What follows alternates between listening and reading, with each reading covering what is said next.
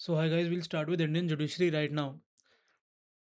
It's a very long PDF lecture, but इसको हम जितना जल्दी कवर कर सकते हैं और जितना डिटेल में कवर कर सकते हैं हम उसका ट्राई करेंगे.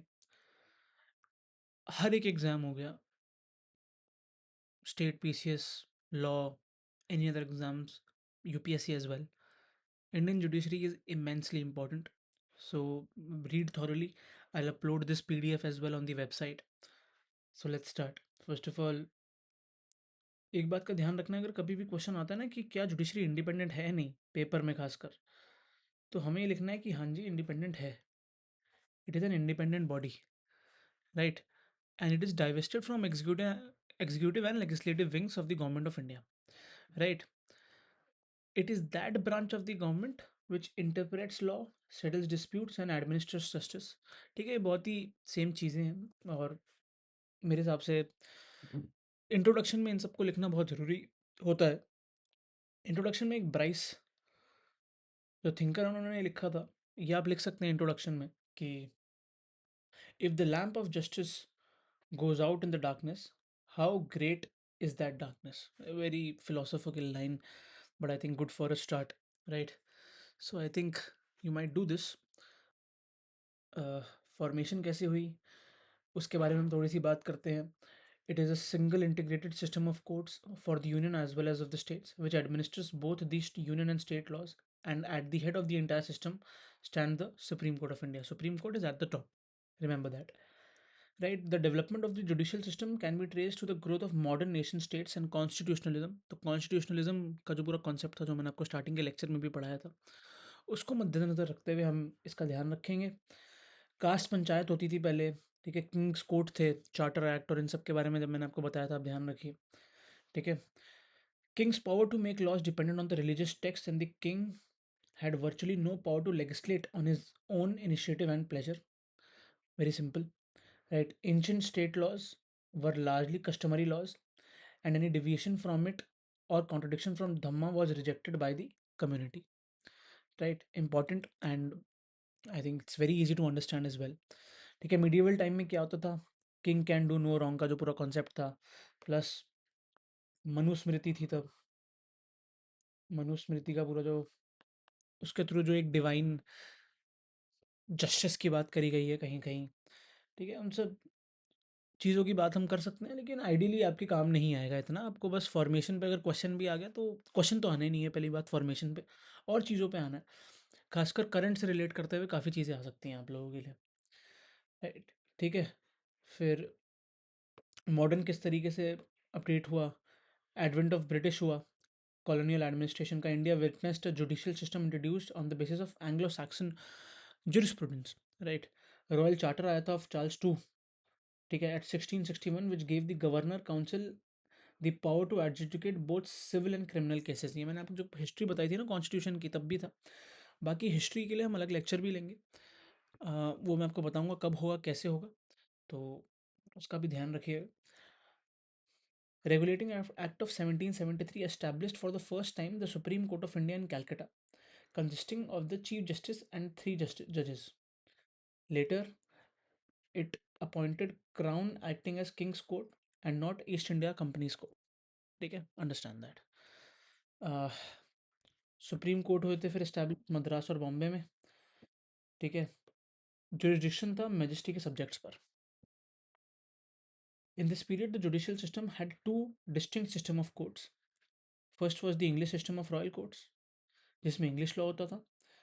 फिर थे इंडियन अदालत एंड सदर courts which followed the regulation laws and personal laws in the provinces, right. Under the High Court Act of 1861, these two systems were merged, replacing the Supreme Courts and the native courts. सदर दीवानी अदालत और सदर निज़ामत अदालत थी, ठीक है. इसका ध्यान रखिएगा, ये इंपॉर्टेंट है.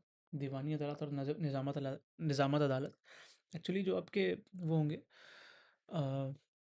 लॉ के जो एग्ज़ाम्स होंगे यूनिवर्सिटी वाले, उसमें निज़ामत और दीवानी अदालत पे क्वेश्चन आ चुके हैं पहले, ठीक है. तो इसका ध्यान रखिएगा. यूपीएससी और इन सब के लिए इसकी ज़रूरत नहीं है इतनी. Highest court of appeal was the judicial committee by the privy council, ठीक है. What? Judicial committee by the privy council, right. Indians had neither laws nor courts of their own. Both the courts had been designed to meet the needs of the colonial power. सारी चीज़ें इसके लिए होती थी हमेशा, colonial power के लिए सारी चीज़ें बनाई गई थी। ठीक है, फॉर एग्जांपल जो इंडिया का इन्वायरमेंट प्रोटेक्शन एक्ट है, ठीक है, या जो टिम्बर राइट्स थे इंडिया के उससे पहले, timber rights, it was to feed the colonial power, feed colonial power. उसके बाद आई थिंक एफआरए आया था 1926 का, 1926 का।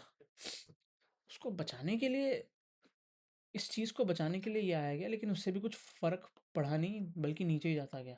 फिर 1972 में आई थिंक जब इंदिरा गांधी जी स्टॉकहोम गई थी, तब चीज़ें ठीक हुई, जब वाइल्ड लाइफ प्रोटेक्शन एक्ट आया। ठीक है, तो ये सब इंपॉर्टेंट है। मैं इसको जब इन्वायरमेंट लॉ पढ़ाऊंगा आप लोगों को, तब भी आपको ढंग से समझ आएगा। ठीक है, तो government of India act 1935 section 200 setup federal court of India. ठीक है, फेडरल कोर्ट बनाया to act as an intermediate appellant between high courts and the privy council in regard to matters involving the interpretation of the Indian constitution, right?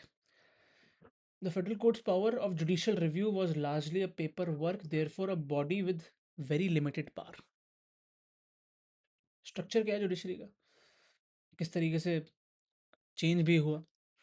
The members of the constituent assembly envisage the judiciary as the bastion of rights and justice. Important starting के लिए अच्छा intro है ये, right. Sapru committee report आई थी judiciary पर, and the Constituent Assembly's ad hoc committee on Supreme Court report formed bulk of the guidelines for the judiciary। ठीक है, तो ये देखिए जुडिशरी पे अगर मीन्स में कोई क्वेश्चन आया, ठीक है, तो इन दोनों कमिटीज़ का आप नाम लिख सकते हैं, इम्पॉर्टेंट है और इजीली +1 मान के चलिए यहाँ पर। They wanted to insulate the courts from attempted coercion from forces within and outside the government. ठीक है, ये 4-5 लोग आई डोंट थिंक सो ये याद रहेगा आप लोगों को। तेज बहादुर सप्रू क्या पता याद रहे, क्योंकि सप्रू कमेटी रिपोर्ट आई थी। ठीक है, BN राव बहुत इंपॉर्टेंट आदमी थे, मुंशी जी भी थे। ठीक है, ये सब इन सब ने इंपॉर्टेंट रोल प्ले किया था। ठीक है, the unitary system seems to have been accepted with least questioning. The Supreme Court was to have special country-wide responsibility. Supreme court को वाइड रिस्पॉन्सिबिलिटी दी गई थी, राइट। वाइड रिस्पॉन्सिबिलिटी दी गई है सुप्रीम कोर्ट को यहाँ पर, इस बात का ध्यान रखिएगा, right. Ambedkar was perhaps the greatest apostle in the assembly of what he described as one single integrated judiciary having jurisdiction and providing remedies in all cases arising under the constitutional law, the civil and criminal law, essential to maintain the unity of the country। ठीक है, answer writing के लिए important है, इसलिए मैं आपको बता रहा हूँ साथ साथ, राइट। अब किस तरीके से यूनिफाइड स्ट्रक्चर क्रिएट हुआ है मैं आपको बताता हूँ। सबसे ऊपर आता है सुप्रीम कोर्ट ऑफ इंडिया, फिर हाई कोर्ट है, हर एक स्टेट में कुछ कुछ में बेंचेस है कुछ स्टेट्स की, फिर उसके नीचे डिस्ट्रिक्ट एंड सेशन जज, फिर सबॉर्डिनेटेड जजेस कोर्ट भी होता है, कोर्ट ऑफ सेशन भी होता है, सबॉर्डिनेट मजिस्ट्रेट कोर्ट्स भी होते हैं। ठीक है, उसके नीचे भी वो ग्राम पंचायत, ग्राम सभा, ग्राम न्यायालय एक्ट के अंदर जो ग्राम न्यायालय बनाए गए हैं, आई थिंक 2008 का एक्ट है वो, तो उसके अंतर्गत भी ये चीज़ें होती हैं। ठीक है, जुरिस्डिक्शंस जो होते हैं ना कोर्ट्स के, वो 3 तरीके पे होते हैं। First is the pecuniary jurisdiction, second is the territorial jurisdiction. Subjectorial jurisdiction depend करता है कि सब्जेक्ट क्या है मैटर का, right. It is on the subject matter of a particular question of law, और in general the significance of that particular case. Pecuniary मतलब कितने पैसे का केस इन्वॉल्व है। फॉर एग्जांपल हाई कोर्ट के लिए अलग पेक्यूनियरी जुरिस्डिक्शन रहेगा, एक डिस्ट्रिक्ट कोर्ट के लिए अलग पेक्यूनियरी जुरिस्डिक्शन रहेगा। टेरिटोरियल जुरिस्डिक्शन इन जनरल किसी पर्टिकुलर एरिया का एक हाई कोर्ट होगा, उसकी टेरिटरी के अंदर कत ही वहाँ पर केस जा सकता है उस हाई कोर्ट में। सुप्रीम कोर्ट का territorial jurisdiction all over India का है। एक डिस्ट्रिक्ट कोर्ट का एक पर्टिकुलर डिस्ट्रिक्ट के लिए ही रहेगा। एक्सेप्शन ये है कि अगर कोई केस ट्रांसफ़र हो जाए वहाँ पे, तो बात अलग होगी। फॉर एग्जांपल जो कुलदीप सिंह सेंगर का केस था, वो यूपी से ट्रांसफ़र होके आया 30 हज़ारी कोर्ट में। 30 हज़ारी कोर्ट तो दिल्ली का है, लेकिन जो वो केस था वो उन्नाव में था, राइट। क्योंकि सब्जेक्ट मैटर उस केस का इतना अलग था, इसलिए उसका टेरिटोरियल जुरिस्डिक्शन चेंज कर दिया गया। तो यहाँ देखिए आप सब्जेक्टोरियल और टेरिटोरियल जुरिस्डिक्शन का मेल किस तरीके से हुआ है, राइट। अगला, थ्री टायर डिवीजन जो मैंने आपको बताया, सुप्रीम कोर्ट, फिर हाई कोर्ट, फिर लोअर कोर्ट। फिर लोअर कोर्ट डिवाइडेड है सिविल और क्रिमिनल कोर्ट में, राइट। सिविल कोर्ट सबसे ऊपर आएगा, पहले सीनियर सिविल कोर्ट, ठीक है।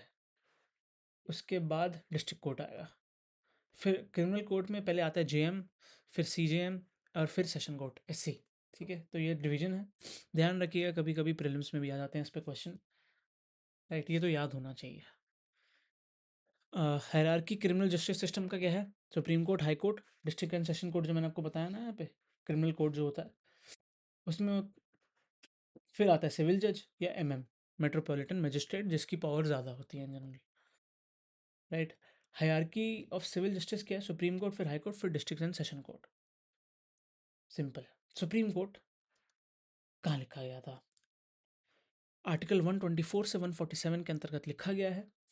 इसकी हम बात अगली क्लास में करेंगे। शुक्रिया।